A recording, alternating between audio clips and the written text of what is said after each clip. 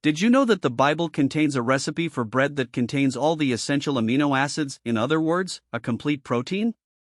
And that was over 2,500 years ago.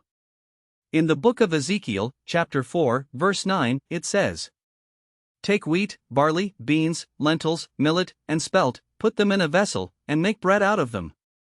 This was incredible for that time. Not only is this mixture nutritious, it also complements each other perfectly.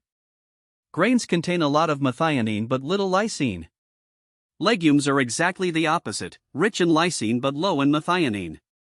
Together, they provide a complete protein profile, as we know it today from modern nutritional science. This means that even in the Bible we find instructions for bread that provides the body with all the essential amino acids.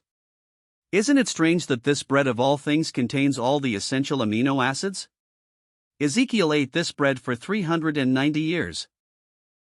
And it was important that he was supplied with all the amino acids during that time. This is no coincidence.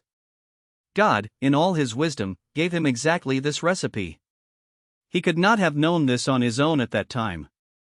Isn't it amazing that this bread, of all things, contains all the essential amino acids? Ezekiel was supposed to eat it for 390 days, and during that time, it was crucial that his body be supplied with all the nutrients necessary for life. That can't be a coincidence. In his wisdom, God gave him this exact recipe. Something that Ezekiel himself could never have known at the time. This is not the only proof of God, but it is another of many pieces of the puzzle that perfectly demonstrate that God exists.